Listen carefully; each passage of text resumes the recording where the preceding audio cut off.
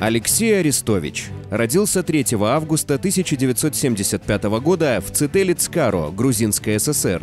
Украинский политик, разведчик, блогер, актер, внештатный советник руководителя Офиса президента Украины Андрея Ермака по вопросам стратегических коммуникаций в сфере национальной безопасности и обороны. На сегодняшний день является одним из самых популярных украинцев. Женат, имеет 2 дочерей и сына.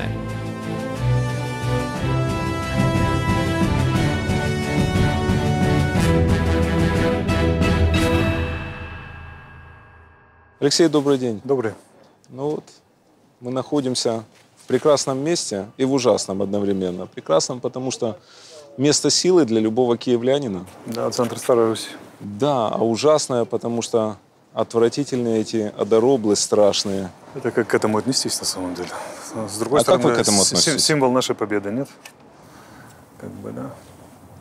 Эти ж парни, которые приехали сюда на всем этом, на всех этих драндулетах, они решили, что смогут нам навязать свою волю и определить нашу судьбу. Ну вот результат. Ужасно, да?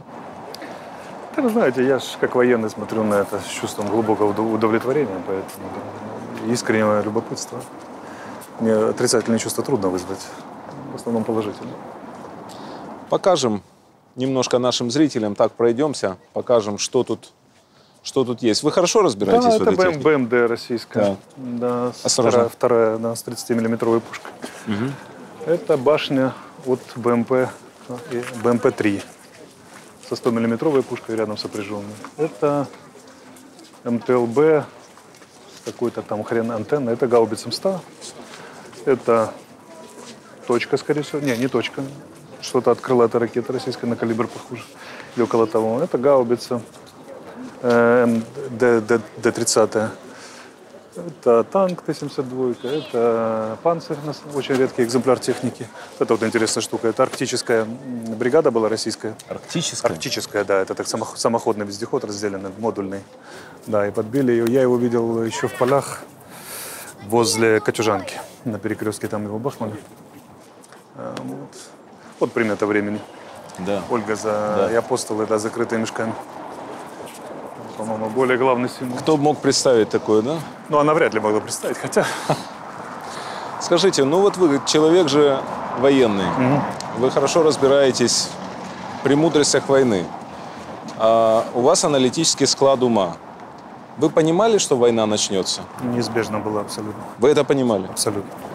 Как только они начали в 2016 году стационарное забазирование на наших северных границах, и причем они же не скрывали, они открыто это публиковали. Создаются ударные армии, как бы, танковая армия возрождается. Это оружие наступления, не было никаких других вариантов. Понятно было совершенно. Более того, они же что сделали? Вот они в пункте постоянной дислокации 40-60 километров от границы с Украиной. А полигоны в сторону границы с Украиной и где-то в 12-15 километров. То есть они делали специально, чтобы мы постоянно привыкали к стрельбе и переброске войск в нашу сторону границы. Снижали степень готовности, как бы, чтобы мы не реагировали. Там нарушать не будем, подождем, да. Поэтому это по принципу волки-волки. То есть они качали нас на тему, что российские войска... Норма, когда 40 тысяч 60 российских войск до 80 на наших границах, и что они постоянно ездят в нашу сторону, и постоянная стрельба. Становилась норма, но они накручивали в какой-то момент. Учения проводили по переброске. Первый Запад 2017, это когда Беларусь они должны были... Они начали, точнее, не должны были, они в Беларуси начали оставаться на постоянной основе под видом ротации, но постоянное присутствие контингента российских войск. Это тоже приучение было. Учения были массовые с перебросках войск с Дальнего Востока, то есть с дальних округов перебрасывались на Союз, не часто такие проводил такого масштаба. Когда они возродили понтонные части, инженерно-понтонные, все стало ясно абсолютно. Первое, что сделал Горбачев, когда пошла разрядка разоружения, он сократил инженерно-понтонные бригады, в том числе под Киевом, вот это вот знаменитое, Бровара. Потому что это был главным признаком миролюбия Советского Союза. Получается, что у тебя есть несколько танковых армий, там десяточек с лишним, а форсировать они не могут, потому что борьба на театре европейских военных действий – это каждые 20 километров форсирования водной преграды и каждые 200 километров крупной водной преграды.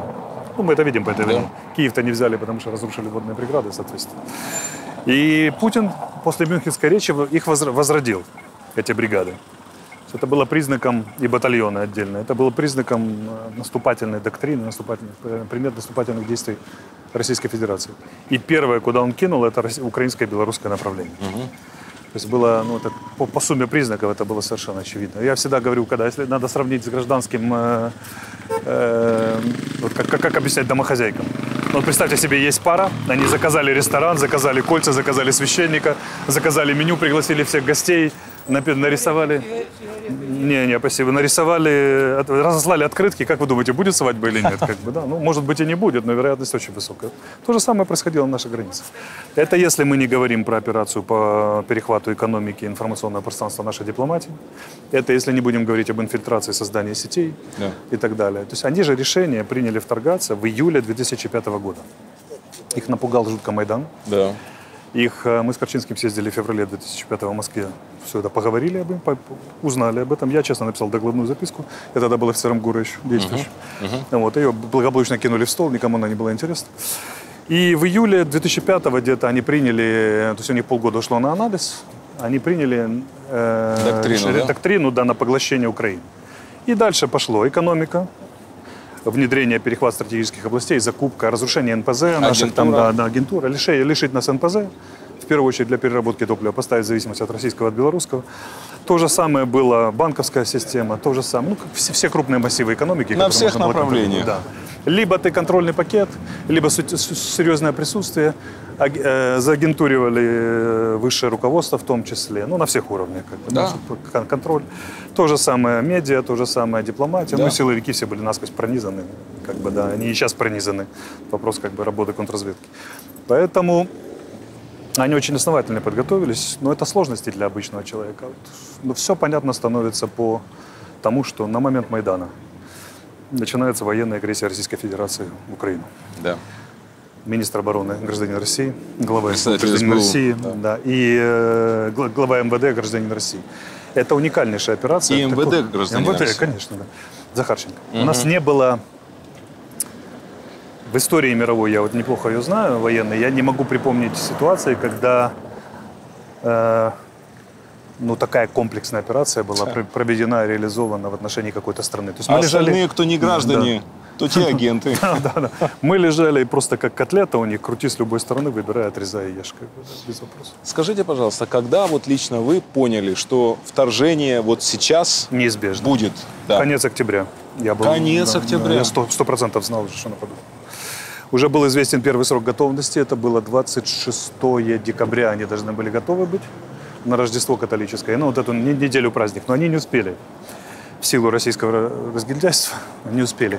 Вторая дата была 12 января на Старый Новый год. Не успели. Следующая дата готовности у них была... 16-го, да? Нет, сейчас скажу. 16 февраля, да, они целый месяц дали на подготовку, решили усилить. Тогда Росгвардию начали перебрасывать интенсивно. До этого ее не было. У них было два плана. Один считал, что армия сейчас зайдет, а Росгвардия подъедет уже там после, за месяц разгрома или чуть меньше. Росгвардия поедет. Они накинули ее, сюда привезли, на границе. И 22-го у них снова дата, 16-го не успели, а китайцы запретили, 12 февраля. И Олимпиада началась, китайцы сказали нет. Потом... Не портите Олимпиаду, Не портите Олимпиаду, да. Потом не перебивайте. Потом закрытие Олимпиады, потом 22-го должны были нападать. Но это 23 февраля, как бы, да, они его отпраздновали, и 24-го они с утра нападают. Когда вы знали точно дату, что нападут 24-го? 24-го на 5 утра я знал денька за 3. Уже точно. Уже точно знали? Железно, да. Как вы готовились? Я сложил форму, я же тогда ушел из офиса, если вы помните. Да. Я договорился со своими друзьями, что мы идем в военкомат вместе. А почему вы ушли, кстати? Ну, сумма причин накопилась. Для меня каплей стало, когда Порошенко, вот этот цирк с Порошенко в аэропорту был. Да. Я сторонник чего? Что государство начинается с силовиков, и силовики не могут себе позволить такие действия, которые их позорят. Вы либо не начинаете, либо уже доводите до конца. Как бы, да, вот это вот не умею... Я не знаю, кто виноват конкретно, но когда ты бесконечно на совещаниях говоришь, что, ребята, давайте-ка, вот если мы взялись, мы доводим до конца, либо не трогаем и идем там, да, этот самый. Но не могут сделать ни того, ни другого. Люди, которые этим занимаются, попадают в ситуацию, которая не информационно, потом не репутационно отыграть очень сложно. Да, это дело даже не в репутации, а дело в ущербе государству. Падает авторитет государства. Вот сейчас миллионно-ботную ферму Порошенко взяли, грубо говоря. Взяли, да? Ну, взяли, это же его. СБУ заявила, что это какой-то политической силы, но мы же все прекрасно понимаем, если депутат из партии Порошенко им руководит, ему это приписали, то, наверное, он не по собственной инициативе нанял эту ферму, правильно, там ей занимался. Наверное, ему кто-то давал команды. Я всегда спрашиваю, вы до конца дойдете или нет? Вы побежали, добежите? И вот такие вещи меня страшно бесят. Я вообще не собирался уходить. Я просто приехал к офису, взялся за дверцу и понял, что я не хочу заходить больше. Все. Я же заявление не писал, я просто отошел. Отошел от дела. И я, честно, собирался себе в армию воевать, как настоящий военный. Собрал друзей в одну бригаду, пойдем, все дела. Они, кстати, пошли. И мне с утра звонит, когда началось, все, 5 утра. Я был у Натальи Мосичук, и потом у Голованова был в 1:30 ночи. Я ехал домой, приехал домой, а в 5 я знал, что будут удары уже. Поэтому тут 2 часа я даже спать не ложился. Не ложились? Ну, я в одежде, я там... То есть вы были полностью готовы, у вас был чемоданчик собран? У меня была винтовка-автомат мои, значит, полностью собран военный чемодан, там все дела. Жена знала, что делать, дети знали, что делать, родители знали, что делать. Я сел в машину и ехал в военкомат. А меня по дороге позвонил Ермак, говорит, заедь-ка в офис, там есть разговор. Ну ладно, раз война, наверное, надо заехать. Заехал. Ну, понятно, что большая континентальная война, понятно, что вопросы выживания народа. Где ты хочешь быть где ты считаешь, что будешь более эффективным? Ну, совершенно ясно, что та же комбат Арестович это одно, а Арестович на центральной трибуне это совсем другое, правильно? Ну, я остался там, где более эффективен. Вы знаете, вот для меня загадка. Начало войны. Большая загадка. Вот вы говорите, вы знали с конца октября, да? Ну, как я знал? Я знал как военный. Мне никто не дал информацию с красным конвертом, что понятно. Алексей. Но вы как военный все понимали, вы анализировали. Да, что оно железно будет. Да. Значит, как говорят наши западные... Они прошли они прошли определенные линии, после которых невозможно уже отмотать. Это уже гарантия войны. Понятно. Как говорят наши западные партнеры, мне говорят, что мы предупреждали высшее руководство Украины о том, что война начнется 16 числа, а потом перенос на 26-е. С конца октября. Да, февраля. С конца октября. За 4 месяца до начала. Нам никто не верил. Я могу сказать... Извините, я о себе скажу. Я не верил, что вторжение может начаться. Я не верил в это. Почему я не верил? Ну, мы в 21 веке, и я никогда не мог подумать, что вот так вот, это армада... Настолько сумасшедшая, да? Ну, на Донбассе, понятно, что-то может быть. Но так, что вот бомбить города, стирать с лица земли, убивать столько народу, я не мог себе такого представить. Но я не военный. И меня лично не предупреждали руководители США, Великобритании, руководители ЦРУ и Ми-6. Значит, давайте я приоткрою завесу тайны. Приоткройте, пожалуйста. Впервые вы услышите... Я задаю очень искренний вопрос, который меня очень волнует. Да. Я тоже человечески отвечу, без всякой этой самой информационной политики, как есть. То, что сейчас услышите, это впервые прозвучит вообще в украинском медийном пространстве. Я, считайте, для вас приберегал. Значит, наши разведки все по-разному оценивали вероятность вторжения. И все сошлись на том, что будет обострение. Сценарии разошлись, это был еще сентябрь. Это даже не сентябрь был, это был апрель, еще когда первый раз войска собирали. Разошлись мнения, и одни говорили, что это Донбасс и возможные провокации на Крымском перешейке. А кто-то полный сценарий вторжения дал, и наиболее полный дал Буданов. Ну, Буданов знал все, вы согласны? Буданов знал все, да. Все, начиная от времени и всего. Да. Буданов, военная разведка Украины, она на очень высоком уровне сейчас. Она и была до войны. Он дал полный расклад со всеми сценариями и дал больше, чем дали западные разведки. Если вы помните, был визит его с президентом в Вашингтон, они там еще раз согласовали. Это тогда, когда было в медийном пространстве рассогласование типа американских и наших данных. Так вот, Буданов, могу сказать, давал больше, чем партнеры. Более полную информацию. Он основывался на партнерах в том числе? На партнерах в том числе, но у него было больше, он давал ее более комплексно. Если вы помните, смеялись все над картой, которую он дал в конце октября. Но они же так ровно то же самое и произошло. Точно та же карта. Примитивные стрелочки говорили все, это все очень смешно, но вот посмеялись все дружно. И это тоже мало кто знает. Например, наиболее болезненная точка. Президент лично принимал участие в специальных учениях по югу. Я помню, в Херсоне. Да, в Херсоне. Это была открытая информация, это не великая тайна. Он ездил туда. Там были просчитаны все варианты. Это было признано наиболее уязвимым направлением. Был принят ряд мер. Они реально начали осуществляться главнокомандованием, спецслужбами и так далее, и так далее. Но россияне как раз на юге постарались. Там очень много было перекупленных, заагентуренных. И вот эти товарищи, которые далеко еще не все названы и не все найдены, они сорвали защиту юга. А по югу готовились принципиально, туда уделялось огромное внимание, как бы, да, и так далее. Поэтому вокруг этого создан ряд легенд. И знаете, что самое главное? Не допустить альтернативной истории войны. Правда, да, вот поэтому я и хочу, чтобы вы рассказали, как было. Потому что после победы начнут появляться там, кто как выиграл эту войну, знаете, как это. А тут дело даже не в том, что надо защитить офис, там, репутацию высшего военно-политического руководства, армейского, спецслужб, а просто, чтобы люди понимали, как оно было на самом деле. Поэтому мы знали, мы готовились.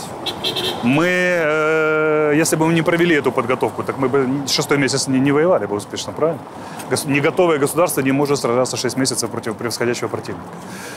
Кроме того,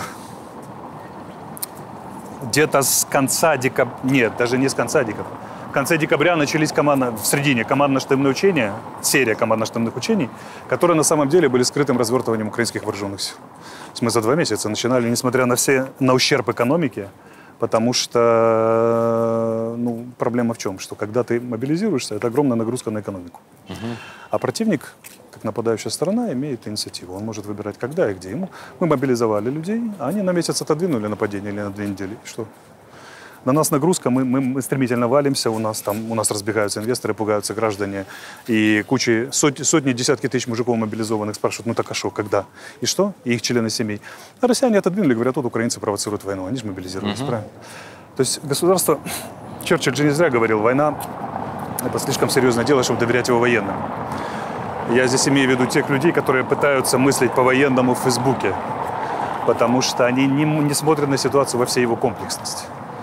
А помните, как перед этим валили, инвесторы убегали из Украины, когда посольство возили и так далее, и так далее? Вопрос был на нас... посольство это знак был, правда? Да, когда они не рухнет ли у нас экономика раньше, чем начнется война? Вот один из центральных вопросов, который решают. Вот. И никто, все были в вашем положении, я так понимаю, руководство, они понимали, что война неизбежна умом, но сердцем не могли это принять, и тоже потому что это технически невозможно. Это же абсолютная глупость поверить в это все, правильно? Я вам скажу, что я видел, как начиналось 5 войн в этом мире. За время служил. Первая чеченская, пока я служил. Вторая чеченская, война в заливе 2003-го, Югославия 99-го, 2001-го, 11 сентября. И вот это грузинская, Тузла, опять же, и так далее, и прочее. Так вот, умудренные полковники, которые по 7 войн прошли в том или ином варианте, видят уже, система радиоразведки видит уже массовый взлет всех самолетов. Все, уже война, они пошли до границы. Понятно все. И до последнего момента человек профессионал, экстра-класса, по 30 лет в армии, кажется, что это демонстрационные действия, что это пугает. Люди себя уговаривают. Да, люди отказываются верить, понимаете, да. И мы, как государство, проходим, у нас много было войн, масштабных за 30 лет, пока мы поверить в то, что какой-то идиот хочет начать крупнейшую европейскую войну после 1945 года. Но это... В 21 веке. В 21 веке, да. Это было очень многим сложно. Мы бы заплатили коллективную цену, на самом деле. Многие говорят сейчас, что так это же обязанность ваша верить. Ваша обязанность была готовиться. И верили, и готовились. Я говорю про моральное состояние, про психологически было трудно принять. Все понимали, что будет обострение на Донбассе. Оно гарантировано было. Но что полномасштабная война. И тем не менее, заметьте, вся украинская авиация вышла из-под удара. 24 числа все украинские ПВО вышли из-под удара, кроме в Херсонской области. Там пару комплексов поймали, все остальные вышли. В первом же воздушном бою за Киев воздушное ПВО сбили 7 самолетов противника за 11 минут. Если бы мы не готовились. Поэтому подготовка была проведена. Другое дело, что, понимаете, все хотят, чтобы мы были как в Израиле. А я всегда спрашиваю, у нас экономика как в Израиле? Чтобы такую полноценную подготовку осуществить. И что могли, сделали, выбирая между обрушением экономики до начала боевых действий и качеством подготовки к боевым действиям, да еще же оно должно было быть скрытным, да еще таким, чтобы нам не сказали, что мы провоцируем. Президент понимал, что война начнется 24-го? Я не знаю, потому что я не общался с ним на эту тему. Я знаю по предыдущим совещаниям осенью, что он совершенно точно отдавал себе отчет, что военная опасность стопроцентная. Он говорил об этом, когда был в США. Он говорил об этом до этого. Он говорил об этом на Берлинской конференции по безопасности. Помните, перед самой войной, когда Путин обвинил нас в том, что мы российские пропагандисты, что мы тут ядерное оружие хотим восстанавливать. Он же прямо сказал, что это неизбежно. Все исходило из оценок своих спецслужб. И все спецслужбы дали, что будет война, все только в размере боевых действий, масштаба боевых действий, они обсуждали. Вот поэтому глава офиса, президент, все, кто там был, никто не сомневался, что будут боевые действия. В вопросах масштаба, но готовились-то полноценно. Но вот вопрос, говорят, одна из самых болезненных тем. Почему Киев не защитили? Буча, Ирпень и так далее. Как же не защитили? Если бы Киев не защищали, то Киев бы взяли. Но Киев отстояли. Значит, была оборона какая-то, правильно? Так вот, если издалека. Многие вещи можно будет сказать только после войны, к сожалению. Но даже сейчас я могу сказать, что очень простое логическое соображение. Если бы мы не готовились, то мы бы проиграли. Поскольку мы сражаемся, прости господи, 6-й месяц уже, и успешно, и переломали их через колено, то это, смотрите, невозможная вещь. Вот вчера был День воздушных сил Украины. Россияне имели качественное и количественное превосходство, нападая на нас по ПВО, по авиации. Сейчас уже больше 2 месяцев они не залетают 20 километров за линию фронта. Просто нет в воздухе. Их российская авиация. Это наша авиация, наше ПВО сбила качественное и количественно превосходящего противника, выиграла у них превосходство в воздухе. Все, его нет. Это невероятные вещи. Про это напишут, это навсегда в пантеон славы мировой военной истории выходит. Это возможно без подготовки? Что вы испытали в день начала войны, в час начала войны? Ваши ощущения? Это очень важно. Вот ощущения. Вы помните? Я помню первый бах. Жена меня спрашивает, она тоже не очень спала, говорит, это оно? Я говорю, да, началось. А куда работают? Я говорю, по Жулянам, скорее всего. Мы живем близко к Жулянам. И Жуляны, говорю, или штаб, или там Соломенский район, а там же штаб Нацгвардии, там генеральный штаб и так далее. Говорю, скорее всего, туда работают. Чем работают? Я говорю, крылатые ракеты и авиация. А это что за бахи? Я говорю, это ПВО.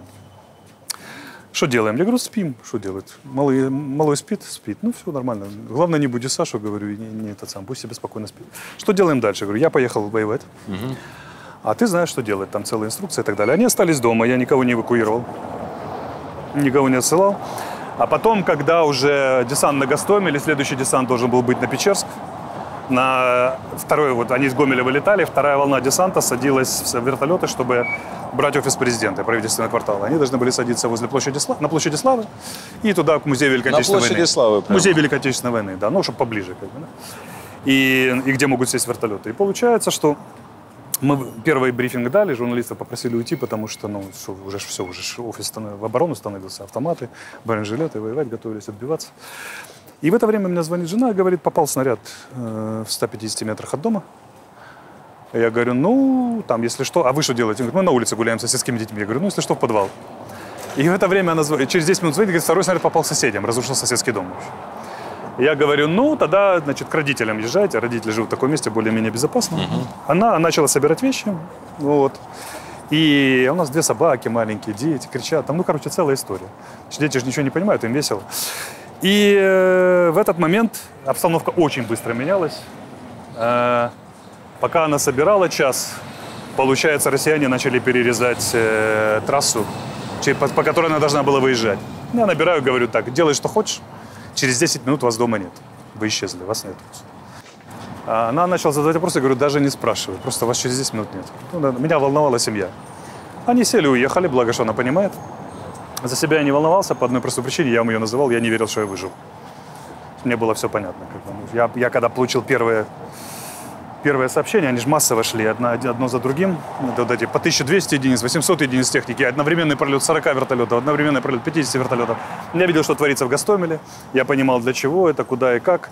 Я понял, нам конец в течение 12 часов. То есть я когда выходил на трибуну первый раз, я понимал, это сейчас говорят, да, распиарился на войне, но я могу сказать, что я когда выходил на трибуну, я был уверен, что меня расстреляют за этот выход в течение 12 часов. У меня мороз по коже, я честно говорю. То есть вы понимали, что в течение 12 часов Украине конец? Конец не Украине не знаю, я верил, что западные области устоят, а там как треть Украины мы сохраним, там будет какое-то сопротивление, зависит от Запада. То, что нам в офисе конец, я не сомневался ни секунды. И Киеву конец? Киеву я верил где-то в 2 недели уличных боев, но потом думал, что Киев захватит все-таки. Слишком соотношение сил было не в нашу пользу. Абсолютно не в нашу. Ну, могу сказать, так 1 к 20 идет. Вот, поэтому это технически невозможно с военной точки зрения было выставить. Если бы они правильно действовали, они же идиотами оказались, слава богу. Они идиотами, мы молодцами. Вот секрет. Скажите, а что было в офисе президента вот первый день-два? Паника была? Паники не было вообще. Так. Президент был в таком, на боевом взводе, таком, на казацком драйве. Андрей Борисович был такой, как бы, еще более спокойный, чем он обычно. И все так это улыбались. Даже не... А мне было очень интересно, я же военный, да, и я вот хотел посмотреть, как гражданские люди будут себя вести. Все очень размеренно и спокойно работали, вот на удивление, размеренно и спокойно. Там была эвакуация, вывозили секретные документы, вывозили там всякое секретное оборудование. Президент выпускал людей отвезти родителей. Вот. То есть часть выезжала, потом возвращалась. Я вам скажу, что эти люди дважды снимают шляпу. Потому что выехать из окруженного города, а потом туда вернуться, нужно иметь немножко мужества, когда ты уже выскочил. Вернулись все абсолютно. И даже не было попытки затянуть время там, или сказать, вы знаете, документы плохо вывозятся, я еще 2 суток буду вывозить. Все возвращались. Ну, мы получили, когда журналисты попросили уйти, получили оружие, бронежилеты, там все эти средства защиты. Было очень смешно, Ермак же здоровый, на него бронежилет не налез, который ему дали. Он и так, и это, он говорит, да ладно, буду без бронежилета.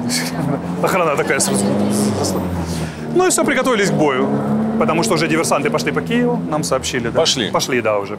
Ну, нам же туда стекается вся информация. СБУ, Нацгвардия, полиция, вот первый захват, второй, третий, там попытка, там на квартире взяли, бац, бац, бац. Но опять же, битва за Гостомель, битва за... Они же, это же был момент, когда они на Болонь проникли, тогда да. Их там тормознули. Это был момент, когда... Где они там еще вынырнули, сейчас уже не помню. Диверсанты, такое основное количество полезло 2-е, 3-е сутки. На Лукьяновке, это короткая стрельба была, когда работали по Генштабу с окрестных домов, работали по Нацгвардии в Соломенском районе. Ну и мы понимаем же, мы спрашиваем специалистов, какова приблизительная численность диверсантов в Киеве. Они говорят, ну, по активности от 300 до 1600. Много? Много, да. Много. И это ж надо же понимать, это только костяк. То есть группа 4 человека, которая зашла, на нее потом здесь спящие как бы присоединяются. И как бы раз стрельба возле офиса, 2 стрельба возле офиса. Вечером того же дня получилось, что блокпосты вокруг офиса вступили в бой с неизвестными, назовем это так. Вот. И мы постояли с автоматами возле окон, как бы, да, там, вместе с охраной. Там я еще пару человек, которые воевали, знают, как это делать. Нам ничего не пришлось делать, как бы там отбились. И в этот момент президент говорит, я выйду на улицу, потому что сейчас там вкинули информационно, что сбежали в очередной раз. Да, я помню. Или сбежали, или там убит, ну что-то такое, типа. И одновременно вбросили сообщение, что офис обстреляли или что-то такое. И вот тогда было знаменитое это фото сделано, когда Шмыгаль, Ермак, президент и Подоляк. Он вышел еще порох. И Арахамия, по-моему. Да, Арахамия, да. Порох еще такой сизый дым расходился возле офиса, пороховой. И как бы охрана побелела, посидела, говорит, куда, Владимир Александрович? Он сказал, нифига, выйдем. Ну это даже вот эти были 2 драматических момента, когда докладывает охрана, что пути отрезаны, мы физически выйти не можем уже из Киева. Как бы, да, но есть еще варианты, там, очень рискованные, но проскочить. Не вообще сбежать, а перейти в место, откуда удобнее руководить обороной. Президент отказывается. Ну, вот, кстати, да. И вот я сейчас дойду до президента. Скажите, вам страшно хоть было, хоть секунду? Был страх? Но это нормальное человеческое чувство. Понимаете? Вот когда все начиналось. Ну, я вообще не боялся. Не знаю, это не драматургически, может быть, звучит, но у меня было одно желание. Я хотел застрелить российскую единицу бронетехники.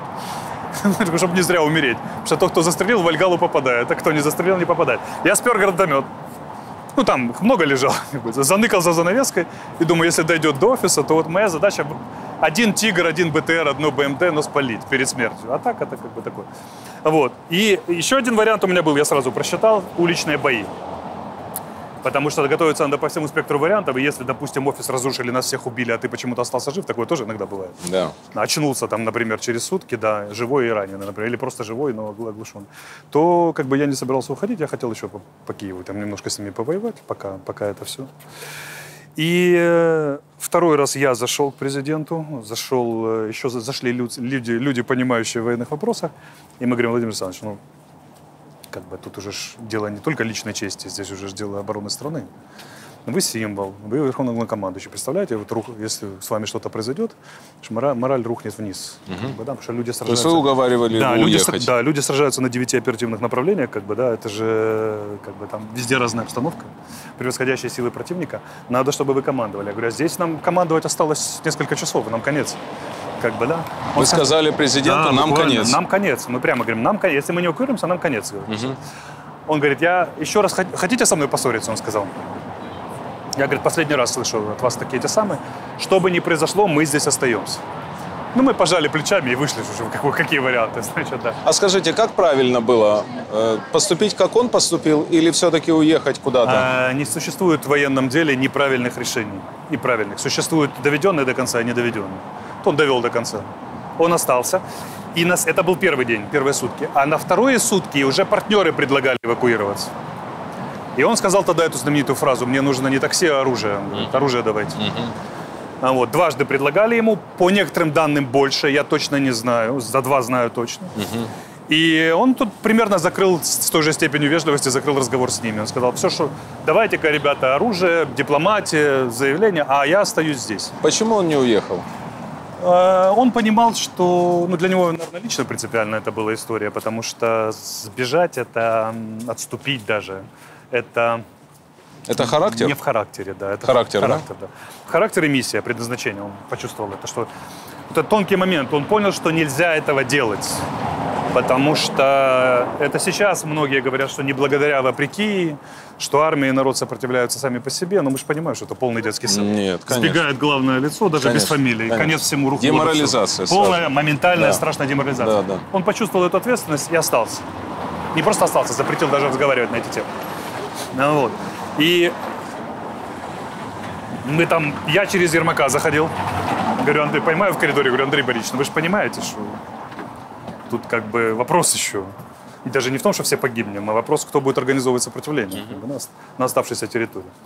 Вот. Но как бы он сказал, ну что я сделаю, ты же видишь. Как бы. И мы прекратили его уговаривать, потому что поняли, что это бесполезно. Какой самый драматичный момент за эти 5,5 месяцев войны для вас лично был? Самый драматичный? Самый драматичный... Ну, наверное, Мариуполь. Я помню попадание по роддому в Мариуполе очень сильно. Когда я записал ролик на 15 секунд и сказал, что, ребята, сейчас пойдет другая война, и мы тогда нанесли первые удары по командным пунктам, когда погибли первые генералы. Да. И, ну, вот это, я понял, что, знаете, вот как бы война, она же как бы как проваливаешься под снег. Один этаж, второй, третий. Вот это был момент, когда мы провалились в кровавую вакханалию, такую уже вот черную. Я уже понял, что правил нет, что будут бучи, условно говоря, будет стрельба по женщинам, по детям, по всему. Вы все понимали? Да, все понимал, да. А у меня родственники выезжали из-под Харькова. Примерно в то же время 2 машины с детьми, семьи, дети маленькие, грудные в том числе. Тормознули 3 машины. Досмотрели россияне, посмотрели, что семьи, убедились. Сказали, езжайте, поехали, и расстреляли вслед. 1 машина выскочила, а 2 расстреляли полностью. Вот. Ну и вот и пошли такие эпизоды. Я все ждал, когда они... Я вот точно знал, что они пойдут в вот эту кровавую вакханалию. Мне было интересно, на какие сутки. На 5-е сутки они пошли на это все. Началась стрельба по окнам, по гражданским, по всему. А почему они это сделали? Ну, потому что это фрустрация от войны. Вы заперлись победителями. Как в Чехословакии 1968 года. Да. Все должны были упасть на колени. Да. Идти на вашу сторону. Вас убивают, вас ненавидят, вас не пускают. То есть это злость просто, да? Гражданские перекрывают, артиллерию наводят. Это просто фрустрация и бешенство. Да? И они начинаются, пуляем по окнам, потому что все наводчики, малейшее сопротивление расстреливаем, там, да, и так далее. И пошло. А потом уже впрок. Вот как эти кадры, когда под Киевом расстреляли там, сям, там и так далее. Вот. И поэтому там... Знаете, что поразительно? Вот война, да, мы идем, все как-то работает, как-то... Ну, это же война 21 века. Я впервые это заметил во время Майдана 2014 года. Там убивают, я отхожу в сторону, а здесь гуляют. Я увидел это на Ближнем Востоке первый раз. И я специализировался на Ближнем Востоке, и еще тогда, когда здесь никто про войну не думал, в начале нулевых, И я это увидел на Ближнем Востоке, когда, ну вот так вот дом стоит, вот так. По той стороне дома стреляют, а здесь мамы с колясками гуляют. Я был в Хевроне, меня возили израильтяне, и там был такой случай с Шевелет Пас, девочка 9-месячная, когда отец нес на руках, ее застрелили, в голову снайпер застрелил. И получается там качеля такая детская со следами во дворе и такой арочный вход. А что такое Хеврон? Это 300 еврейских семей, которые живут... Я прошу прощения, вот потрясающе. Да. Детская карусель и рядом бетонные блоки, да? Да, так и есть. Да. И получается, что это 300 еврейских семей живет в окружении 150 тысяч арабов. Поселение там, да? Причем Хамас, исламский джихад. Там есть место замечательное, когда ты становишься вот так вот одной ногой на дом лидера местного исламского джихада, а напротив это дом еврейского лидера еврейской общины. 60 сантиметров, они никогда между собой не перестреливаются, у того и того полно оружия, соседи, а стреляются в других местах. И вот это вход получается такой вот арочный, и детская карусель, на которой детки катаются, маленькие, по кругу, она вся в отметинах от пуль. То есть регулярно стреляют, дети все равно кружатся. Человек привыкает моментально ко всему, мы сейчас это видим по Харькову, по Николаеву, да и по Мариуполю. Да. Были люди, которые не выехали, пооставались. То есть Мариуполь самая драматичная точка, да? Ну, это эпопея целая, это не совсем точка. Это такая длинная история. Как бы он уже символом стал в значительной степени. Да.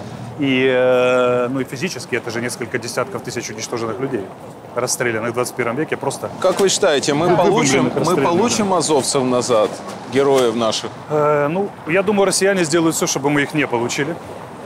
Мы отдаем себе в этом отчет, все отдают в этом отчет. И международные лидеры религиозные, лидеры организаций соответствующих, и посредники, которые были. Ну вот смотрите, вот эта история в Еленовке, это же как бы выведение себя не только за правовое, но и моральное поле окончательно. И они кинули кость своим, уничтожив азовцев, потому что очень большое возмущение в той прослойке, которая является двигателем этой войны, ультрапатриотов российских. Как это так? Мы вымениваем, мы берем с кровью, брали с кровью Мариуполь, потеряли кучу людей, 5 генералов там потеряли, 3 генералов там потеряли, 5 полковников. А вы берете их там типа отдаете. Ну, кинули кость, что типа мы их уничтожаем, смотрите, негласно. Хорошо, мы можем сказать сейчас, что их не отдадут? Ну реально. Ну я не представляю, как Россия может отдать. Их постараются не отдать. А мы сделаем все, чтобы забрать. Вот такова ситуация. То есть мы надеемся? Да, мы не надеемся, мы работаем по полной. Такова ситуация в настоящий момент. Сколько вы спали? Решение очень простое. Надо набрать их пленных. Просто для этого нужно контрнаступление. Сколько вы спали вот первый месяц-два в день в среднем? В день часа 2. 2,5. 2 часа? Да, 2,5. Как вы не валились? Это первые 120 дней. Где-то. Вот где-то до середины мая. Как вы не валились с ног? Хрен его знает. На адреналине едешь себе. Не знаю. Это ж... У человека в такой ситуации очень сильно меняется состояние сознания и начинают работать подсознательные механизмы. Я когда приехал в 18 году с ротации, 18-19, я сейчас уже не очень помню, этот самый. Это ж как выглядит? Ты когда идешь по городу, ты все время считаешь, чтобы тебя не пострелили. У тебя там 200 метров забор стройки, и в нем не хватает одного пролета. Ты пригибаешься, пробегаешь и так далее, ловишь себя на этом. А это все за счет ресурса подсознания идет. Запах сигарет слышишь 300 метров, там, да, вот эти все звуки. И потом в какой-то момент ты садишься и вырубаешься просто нафиг, потому что подсознание начинает дожирать энергию, которую оно потеряло. Это еда, сон, еда, сон. До сих пор такой момент не наступил. Я все еще в той же форме. Я сейчас сплю по 5-6 часов, но это уже рай и благодать по сравнению с теми 2-3, которые были. И как бы, едет даже без особого ущерба. То есть организм перестраивает. Отчаяние подступало иногда? Вот нет, настоящее отчаяние? Никогда. Никогда. Это не для красного словца, не для имитации. Понимаете, тут же у военных, если профессиональные военные, то у нас такое философское отношение к жизни и смерти. Мы всего этого много раз видели, и ты никогда не знаешь, где тебя догонят. Вот пример. Сегодня в Дании, по-моему, убило соревнование по метанию молота. Молот вылетел за пределы ограды, убил мужика, который прогуливался с собачкой. И ты, когда на все это насмотрелся, ты понимаешь, что когда Господь, если захочет тебя забрать, Он тебя дома из ванны заберет, теплое, в абсолютно мирное время. А не захочет, ты переживешь все, что угодно. Я же пережил подрыв на УЗМ-72. Когда? В 2018 году. А профессиональные саперы говорят, за всю войну 2 таких человека, которые вообще ее пережили. Это ведьма, там не выживают. Или ранен, или убит. Вот, поэтому ты как бы, ну, тут бесполезно. Все, как говорят, все записано в великой книге. Надо, догонит. Это не значит, что надо меры безопасности не предпринимать. Но отношения на самом деле философские. Вы с президентом часто общаетесь? Я с ним общался раз, наверное, 15-16. Никогда один на один, всегда это совещание. Но тем не менее. Скажите, как вот вы сегодня можете его охарактеризовать за эти месяцы войны? Он очень сильно добрал за материал. Я всегда был сторонником того, что ответственность воспитывает людей, лечит и усиливает. А не... Вот многие боятся ответственность людям давать, а на самом деле существует же старый тренд, который называется майор на полковничьей должности. Такие люди очень быстро растут. Конечно. И вот его война очень сильно изменила, он утяжелился, такой очень основательный стал, весомый, и гораздо легче стал принимать решения. То есть раньше в нем слишком много... Сейчас так это смешно прозвучит, но тем не менее, в нем слишком много человеческого. Он всегда жалел людей, трепетно к ним относился, прощал ошибки, давал возможность научиться. Иногда это, кстати, шло во вред. Что я сторонник быстрой ротации кадров, вы знаете, да? Что по принципу золотого руна. Да. Что песок вымывается, золото остается.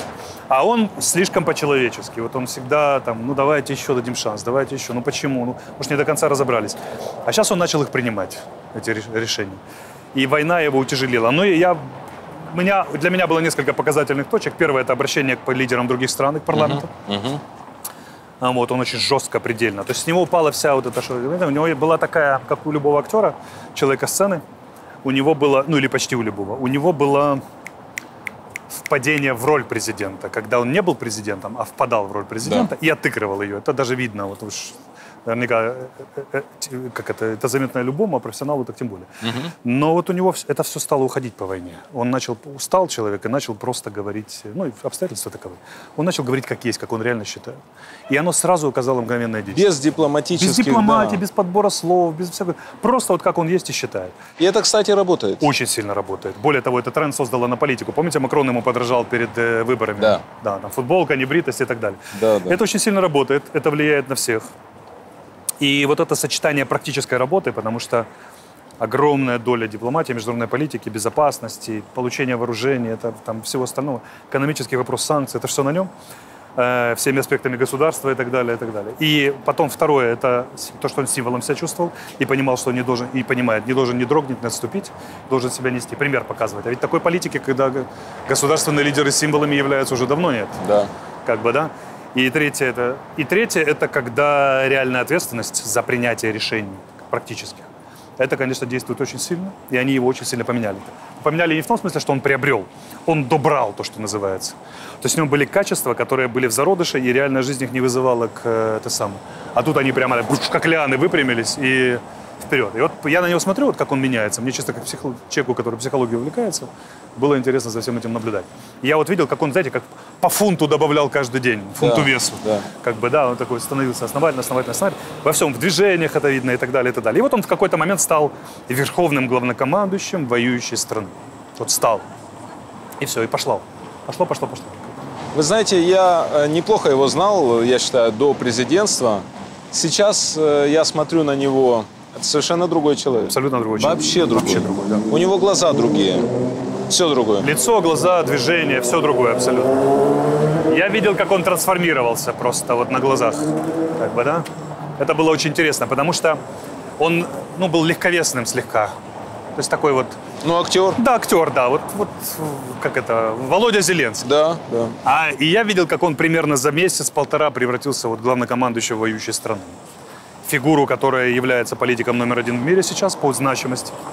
И которая представляет собой такое количество символических проекций всех стран, от восточных до западных, с их очень разной историей, с их очень разными моделями, что я понимаю, что эту фигуру Господь выбрал не случайно сейчас. Кошмар, да? Да. Здесь стоял лысинка. Кошмар. Восстановим еще лучше. Андрей Ермак. Его фигура и роль во время войны.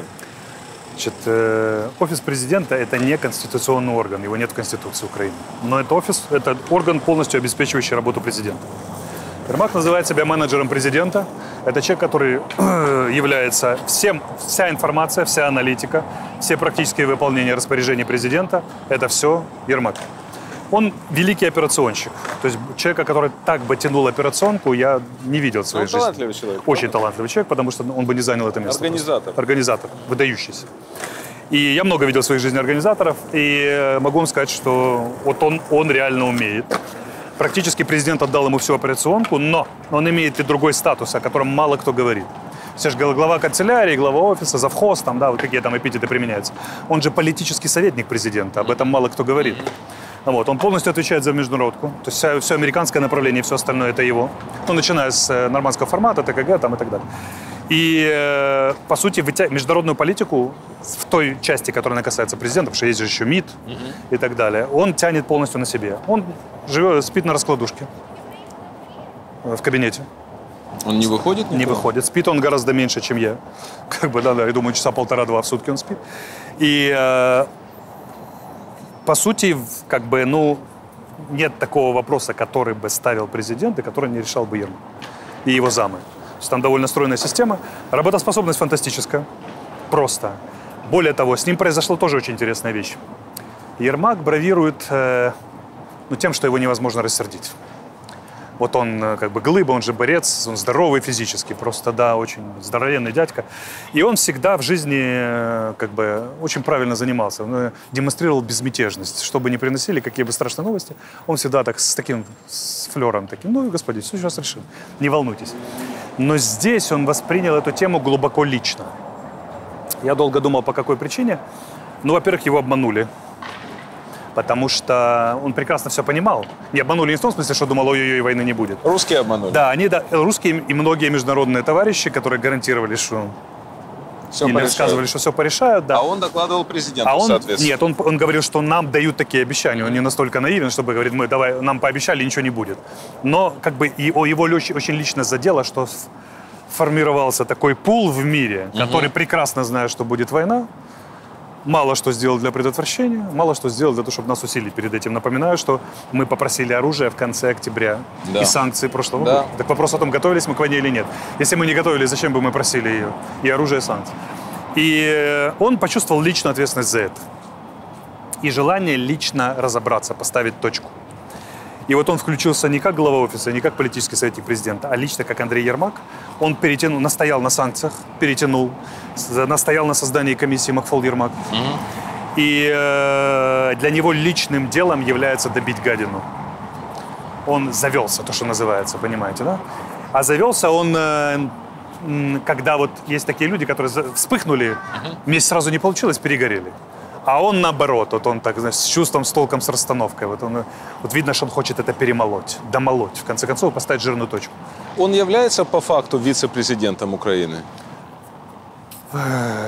Значит, он в этом вопросе крайне щепетилен.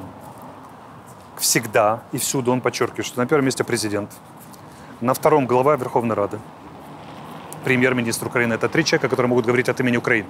А себя он называет менеджер президента. Но в силу огромного доверия, которое он имеет у президента, он по факту занимает одну из ключевых ролей, может быть, вторую по важности в государстве. А иногда и первую. Не знаю насчет первой, вторую. Я как бы не сторонник того, что Ермак управляет президентом хотя бы в чем-то, потому что я прекрасно вижу, как они общаются между собой. А как они общаются между собой? Президент очень внимательно его выслушивает, всегда. Но он, как это сказать... все время он в подвешенном состоянии немножко держит. Андрей, ты отвечаешь, по принципу, Андрей, ты отвечаешь за свои слова? Вот как бы такая трансляция идет. Он никогда этого не говорит, но он очень строго. Строго. То есть Андрей Борисович всегда в таком, он как бы вынужден отвечать за свои слова на каждом этапе. И я на первом же совещании попал в ситуацию, когда один высокопоставленный военный, только пришел в офис, совещание у президента, месяц прошел, даже меньше, по военным вопросам, сказал не проверить информацию, его тут же спросили, это проверенная информация? Ермак спросил. Он говорит, нужно допроверить. Говорит, а вы понимаете, что вы президенту докладываете вообще? Как бы, человека, который отвечает за 50-миллионную крупнейшую европейскую страну. Как бы, да. И это так неприятно вздернули. Так вот его самого тоже немножко держат в подвешенном состоянии. И хотя они в очень дружеских отношениях, они очень четко делят, где Андрей и Владимир, а где президент и глава офиса, и политический советник. Президент спуску не дает никому. Он умеет принимать жесткие решения, умеет контролировать. Это еще те, кто в бизнесе с ним работал, прекрасно знают. Мне рассказывали кварталовцы, что такое Зеленский руководитель. Вот, я думаю, вы тоже знаете, потому что вы знали его. И в ручном режиме. Да, и он очень четко все его так вот чуть-чуть. И он понимает, но тут дело не в том, что он не тот человек, которому нужно напоминать про ответственность. Он бежит впереди ответственности, поэтому он как бы человек, который, ну вот, сам себе не позволит такого. Да, как бы он скрупулезно, четко, после 50 перепроверок. Что меня первое поразило в Зеленском? Совещание по военному вопросу, но я думаю, что он понимает в общих чертах.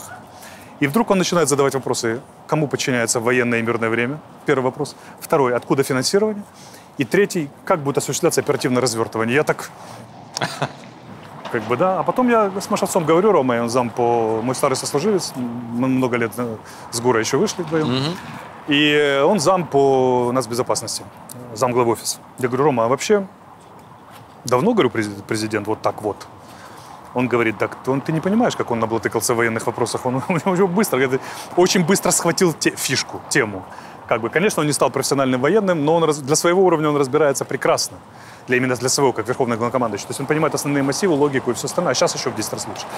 И что происходит? Происходит такая передача Wi-Fi, такая интересная, создает атмосфера, когда люди чувствуют ответственность перед Зеленским, как перед человеком, который взялся на себя груз этот тащить.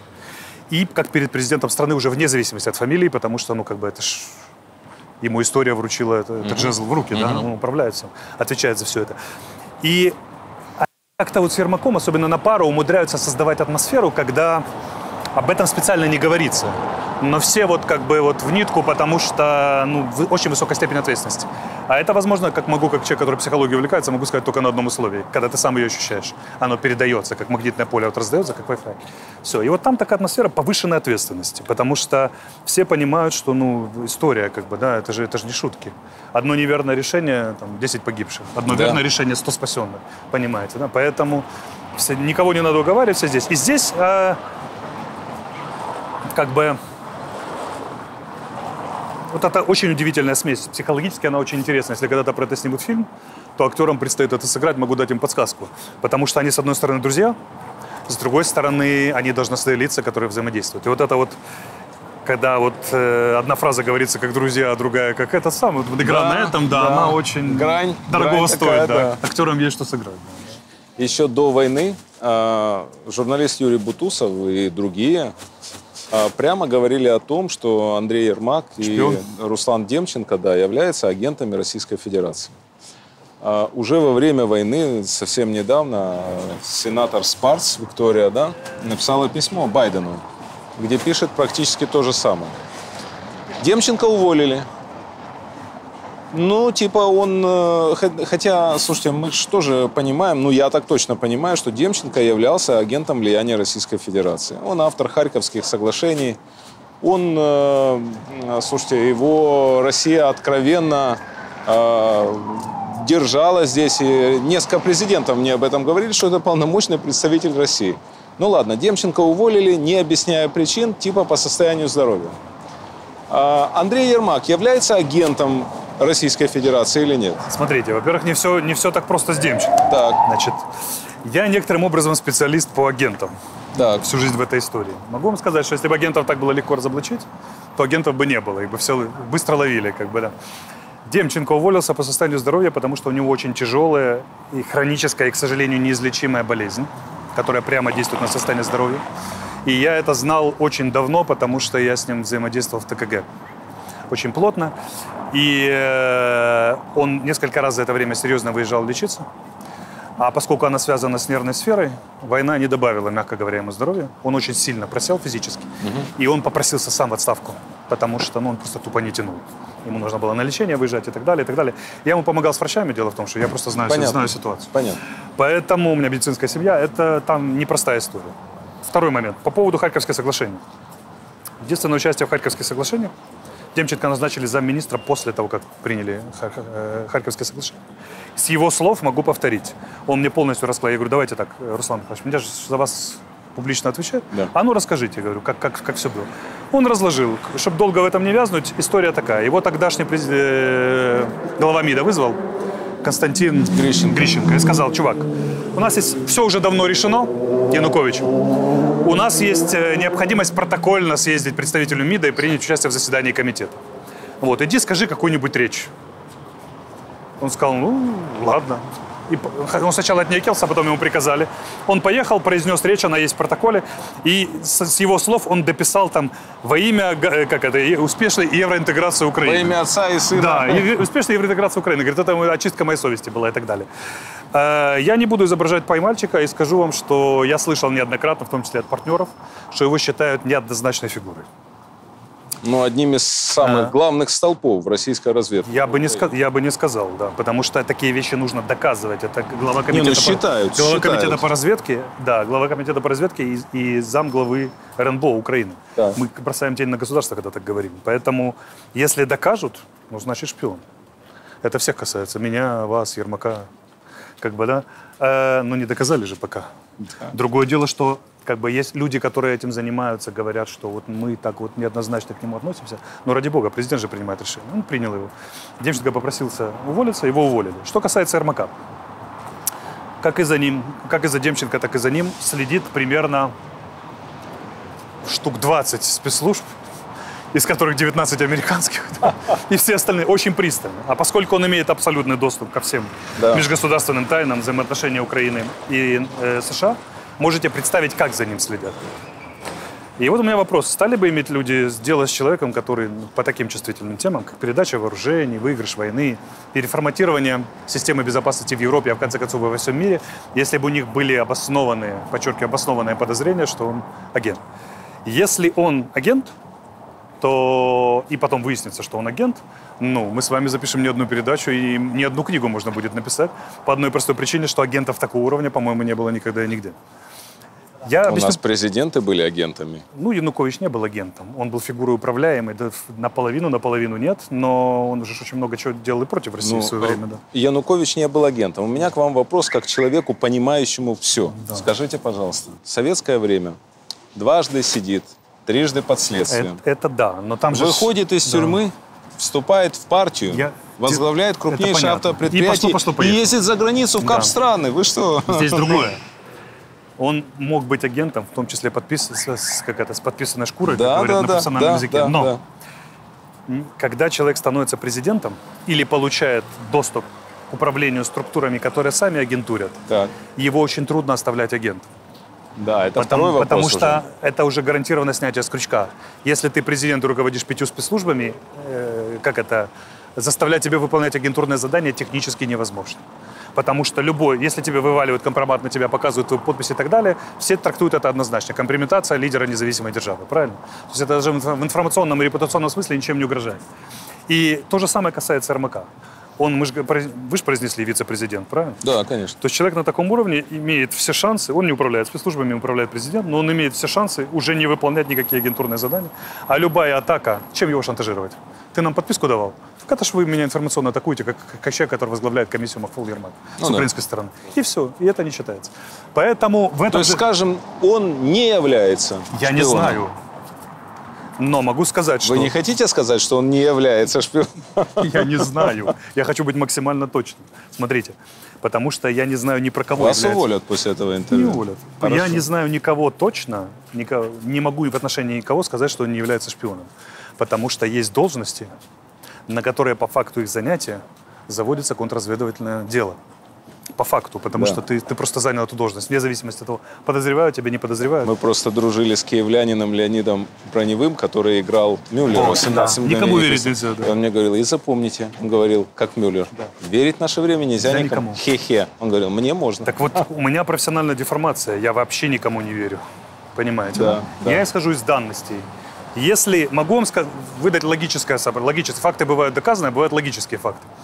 Вот логический факт заключается в чем? Что если он шпион, то вреда причиняет он Российской Федерации своей деятельностью гораздо больше сейчас, чем пользы. А это запрещено правилами агентурной работы. Ты не можешь держать агента, который причиняет больше вреда, или хотя бы выровнять. Он должен существенную и ощутимую пользу, большую, чем вреда приносить. Так как он их лупит по санкциям, я же просто немножко к этому имею дело, отношение, я к работе этой комиссии, я просто знаю, что там происходит и что еще будет происходить. Ну его нафиг держать таких агентов. Финализируем. Андрей Борисович, выдающийся организатор и хороший человек. Человек он действительно очень хороший, он за своих стоит насмерть. Вот. Организатор, он выдающийся однозначно. Он играет одну из ключевых ролей исторического масштаба в этой войне. Конечно. И всем, кто хочет доказать, что он агент, я желаю успеха и удачи, да, пусть доказывает. До войны я поссорился с президентом по 3 причинам. Лично? Нет, заочно. Ну, заочно. Ну, можно сказать, лично. Немножко. По 3 причинам. Я говорил о коррупции в стране публично. Я говорил о борьбе со свободой слова в стране публично. И я публично говорил президенту лично о жуткой кадровой политике. То есть ровно все то же самое, что сделал я перед тем, как я уходил из офиса? Да. Один в один. Что я ему говорил? Я еще про слабость силовиков говорил. Да, а что я ему говорил? Вот сейчас я скажу. Я говорил, что нельзя иметь рядом таких людей, как Николай Тищенко. Война все показала, да? Кто это? Ну, я с Колей лично знаком, я промолчу. Да, хорошо. Я тоже тогда. Дальше. Я говорил, мы воюющая страна. Есть запись даже, это было на пресс-конференции, и мы лично говорили на эту тему тоже. Мы воюющая страна. У нас министр обороны Таран. Человек низких профессиональных и человеческих качеств. Ну, просто он не соответствует занимаемой должности. Кроме того, с начальником Генштаба Хамчаком они полгода не разговаривают, говорил я президенту, и судятся. Да, и в суд Ну, друг друга подают. Да. Как такое может быть в воюющей стране? А теперь мы смотрим Таран, которого отправили послом в Словению благополучно. Он же не просто не готовился к войне, он не выполнял госзаказ все время, ничего не покупалось, армия не укреплялась, не тратились деньги на армию. Вообще кошмар вообще. Значит, цитирую «17 мгновений весны». Да. Это кладезь. Да. Значит, шла с клоком мелких самолюбий. История Таран-Хамчак крайне печальна. Заключалась она в том, что... Алексей, в воюющей стране, я добавлю. Да, это мелкие самолюбия возобладали над государственными интересами, что очень часто бывает в нашей стране. И нельзя сказать, что там не выполнялся гособоронзаказ, но когда его были, более того, при Таране еще его выполнили там на счет, отсчитались официально, по крайней мере, 99,5, и Нептуны первые купили и так далее, тут скорее в другом, что когда между государственными дальновидными интересами и с короткой стычкой самолюбий выбиралась в основном стычка самолюбий. Ну, это министр, скажите. У него была очень сильная составляющая, и заключалась она в том, что он был великолепный переговорщик. Он молодым лейтенантом попал в Ливию, как военный советник. Да. И вот у него там проклюнулся талант международного переговорщика, особенно с арабскими странами. Он настолько классно их Пример. Он приехал премьер-министру Японии с визитом. Вернее, не премьеру, а министру обороны. Протокольная встреча должна была быть 4,5 часа. Продлилась, по-моему, 6. Таран говорил? Да. И это настолько нет. Это, просто вот они настолько сошлись. И Япония впервые тогда дала нам вещи, про которые до сих пор нельзя говорить. Очень серьезная помощь оборонную и так далее. Это заслуга Тарана. В этом смысле у него был набор качеств. Но он был бывший генерал. А 2 генерала никогда не уживутся, вы же знаете. И вот это вот перетягивание советской модели и западной, когда гражданский министр и командующий начальник генерального штаба, тогда еще главнокомандующий, и поставили вроде как гражданского человека, но он-то генерал-лейтенант. И начинается, кто как должен управлять войсками и так далее, и так далее. Но военные, они, в принципе, в этом смысле очень специфичные. Про генеральские войны можно писать книги и фильмы снимать. Во всех армиях мира. Вот нас любят пример Израиль приводить. Поговорите с моим другом Давидом Гендельманом. Он выдающийся эксперт русскоязычный, российский. Вернее, русскоязычный израильский эксперт, экстра-класса. Он специалист по генеральским войнам, в частности, израильским. Он вам при желании такое расскажет. Наши воины отдыхают. К сожалению, так устроено это место игры. К сожалению. И то, что сейчас Резников и Залужный, они с самого начала, они умудряются петь в унисон и работать совместно, это чудо. Но это и кадровое чудо, потому что сделали анализ, провели... Да, но Резников дипломат. Да. Резников дипломат, юрист, адвокат. Конечно. Очень высокого класса, международного. Вице-премьер, он видел это все сверху, он прекрасно понимает логику, понимаете, да?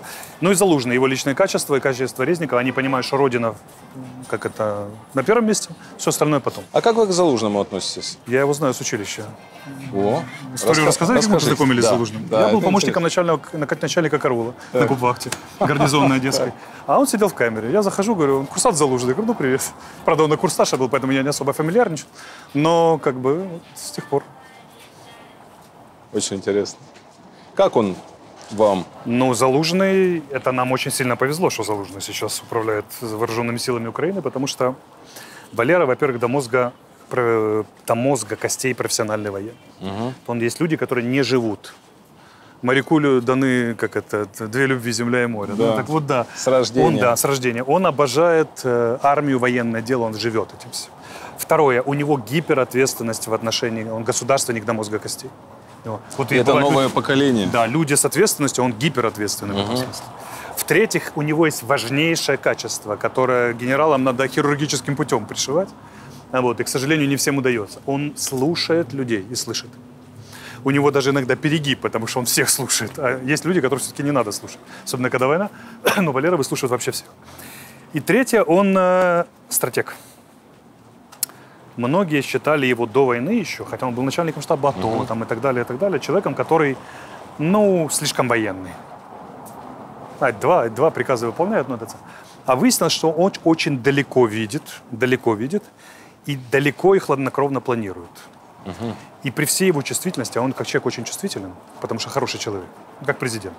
Хороший человек, это в политике, это вот излишняя чувствительность, знаете, часто. Вот. Но он умудрился с этой войной собраться, почувствовать себя, найти, я сейчас говорю как человек, который психологические этюды делает, и встать на такие очень твердые рельсы, которые не позволяют его сбить с генеральной цели. Это крайне важно, потому что во время войны борются не столько войска на земле, сколько характеры главнокомандующих, стоящими за войска. Интересно. Вот они, да, это эпопея освобождения советская, помните? Да, да, конечно, 70-й Да, год. здесь это поймали и очень четко сняли. В Советском Союзе не было ни одного офицерского фильма, только офицеры. И про полководцев, про генерала вообще только освобождение. Но его очень грамотно сделали, потому что видно, как противостоят одновременно характеры, кто кого заочно переломит на поле боя. Да, интересно. Вот. И он нашел линию, стал на такие внутренние рельсы, и вот его сбить невозможно. Я видел, как его пытаются сбить не только российские военные, а пытаются сбить политики внутри. Я видел, как его пытаются сбить, не сбить, но повлиять на его мнение наши дорогие иностранные партнеры и так далее. И он вот как этот самый, как железный лом такой вот этот самый, проложил и все, его не сбьют. Это важнейшее качество. Важнейшее качество, когда человек не дает повлиять на курс, который он избрал. Я вам задам острый вопрос, проверю слух. Это правда, что рейтинг Залужного превышает рейтинг президента, и в офисе ненавидят Залужного больше, чем Путина? Значит, все рейтинги, которые я видел, выглядели так. Залужный, вернее, президент, потом я, так. и потом Залужный. Да. Поэтому, да. Ну, это, я не знаю, как эти рейтинги обсчитывать, но, не знаю, насколько они правомочны, но это то, что я видел. Теперь ненавидеть будут вас. Дело не в этом. Многие уже работают очень активно против меня. Да, дело не в этом. Дело в том, что Валера, в принципе, не про это. Валера, не про политику, да? Он государственник до мозга костей. Он не позволит себе сделать ни одного движения, которое на данном этапе помешает государству. Отдать, поссорить главнокомандующего с верховным главнокомандующим, это же цель, о которой наши враги мечтают. Это лучше представить нельзя.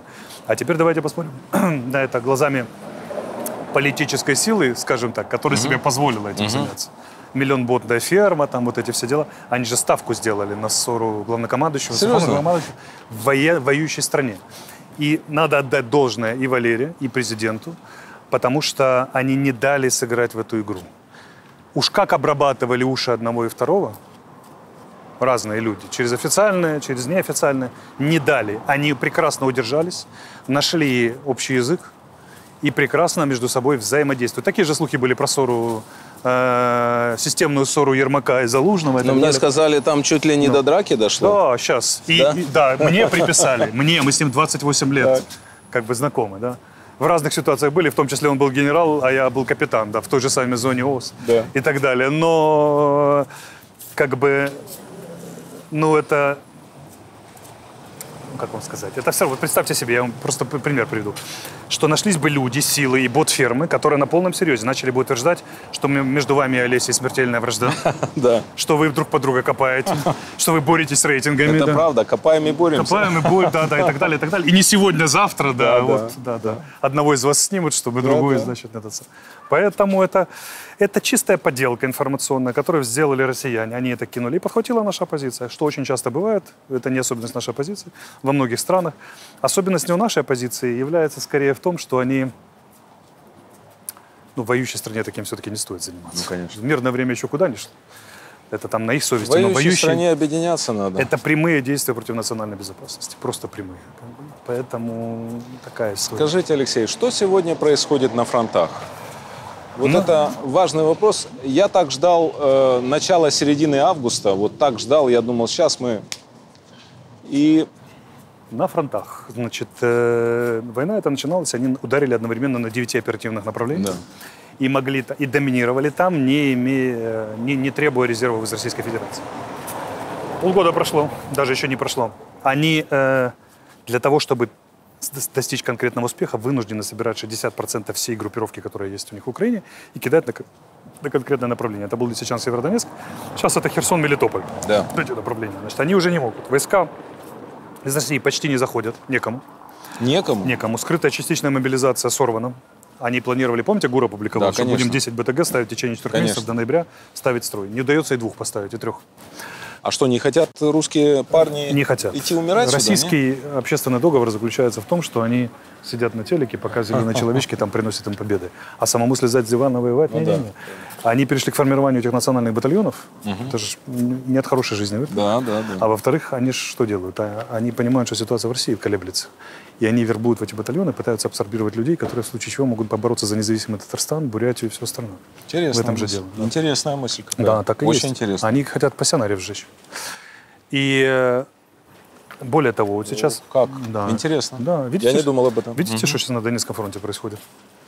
Они оставили их от Авдеевки до Маринки, только войска так называемые ДНР, ЛНР, преимущество, да? Да. Ну, на мясо Да, пустили. никаких россиян. Они их кинули на опорники, которым 8 лет, которые хрен пройдешь, и физически тратят их, подзуживая. Для чего, как вы думаете?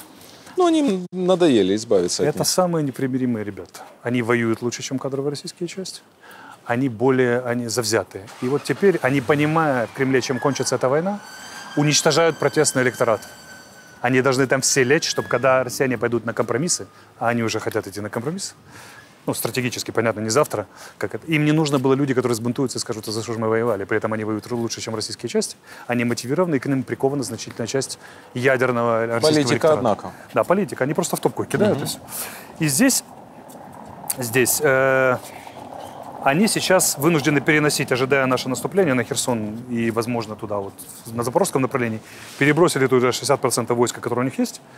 И, по идее, сегодня, завтра, послезавтра должны попытаться двинуться вперед. Но из-за того, что мы им вынесли нахрен логистику, авиацией, химасами, там, всем остальным, у них и это под вопросом. То есть никто не знает, даже они не готовы ответить на вопрос, пойдут ли они в наступление или все-таки перейдут к обороне.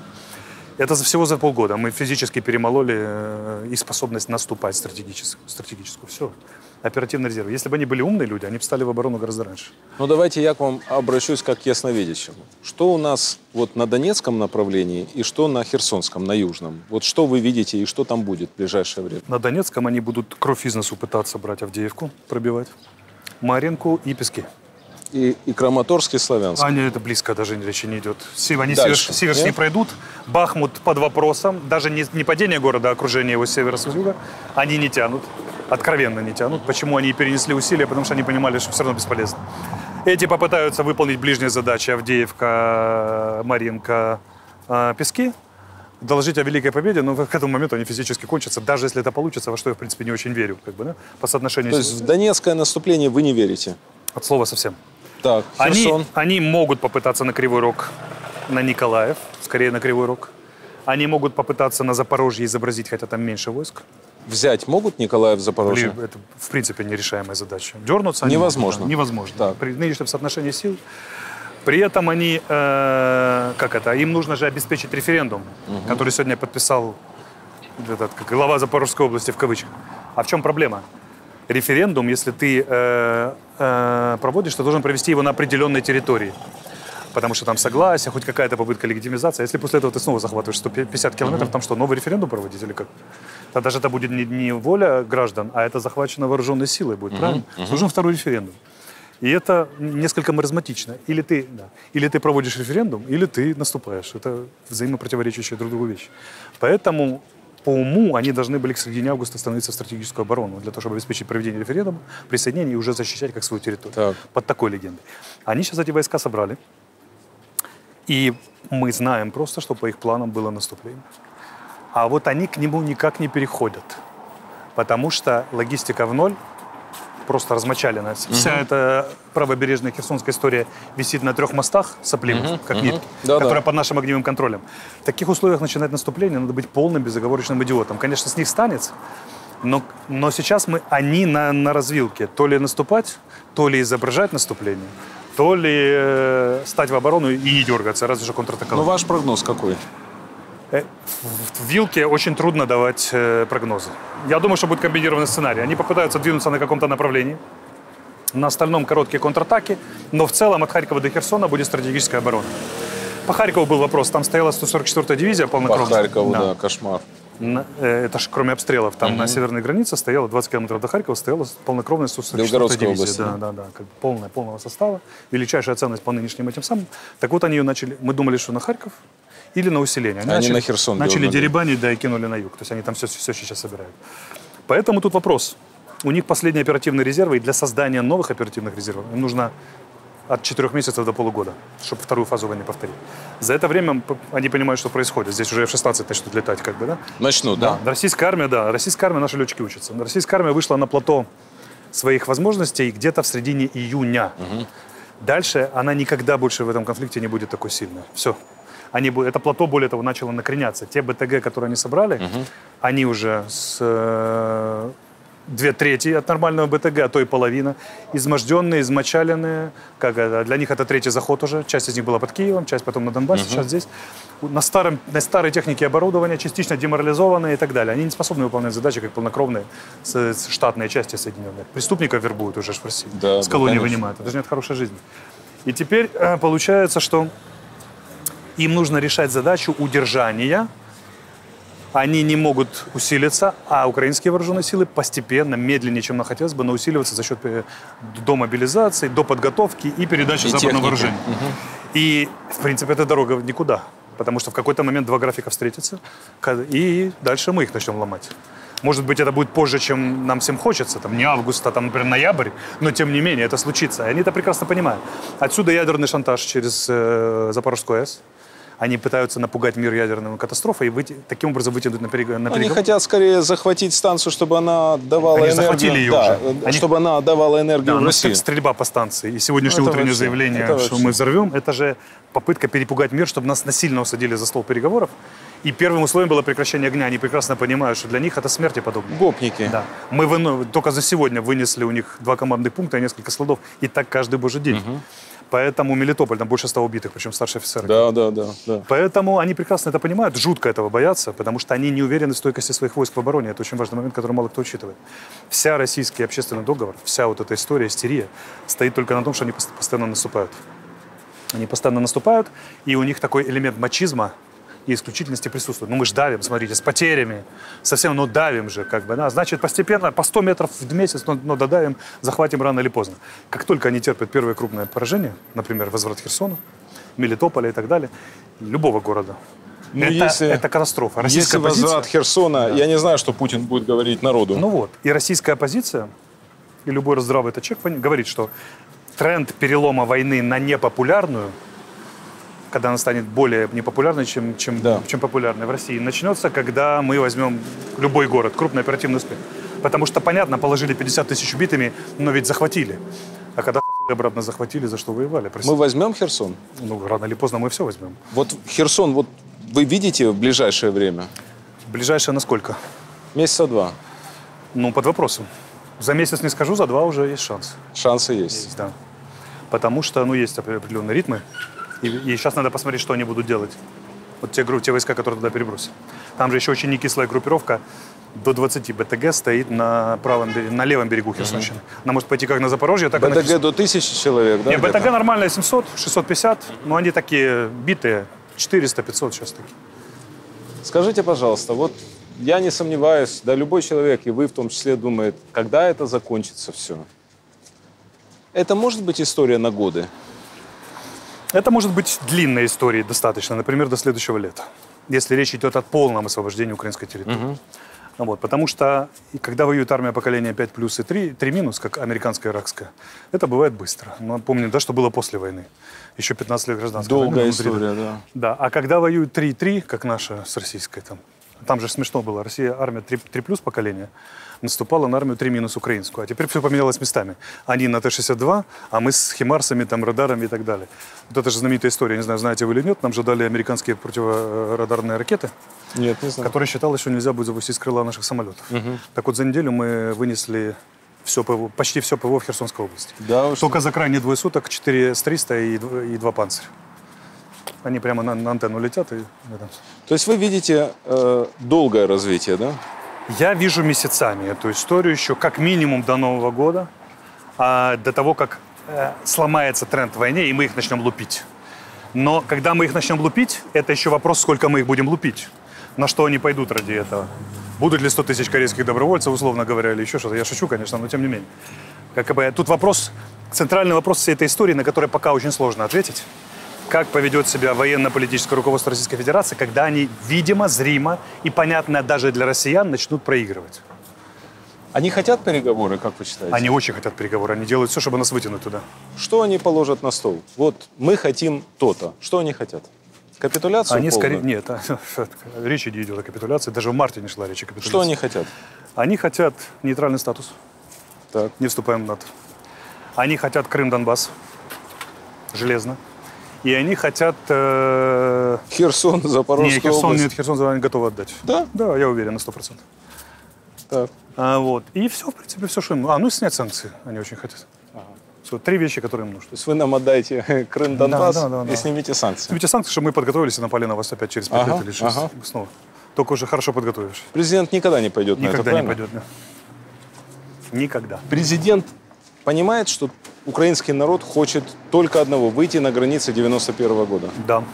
Отчетливо понимает. Более того, он это поставил своей целью и задачей. Своей целью и задачей. Другое дело, что как разумные люди мы понимаем, что минимум военным путем до 24-го, границы 24 числа, дальше можно переговорами, мы допускаем эту мысль. Но то, что вопрос о полном освобождении территории даже не стоит. Это задача, которая совместно с партнерами осознанно, как реальная, после всестороннего анализа. Это не красивая проективная задача, это символическая. А реально осознанно, и об этом было сказано, что мы работаем на поражение Российской Федерации здесь, в Украине, и на освобождение полной территории. Запад от нас устал? Это еще один интересный нарратив, который любят закинуть.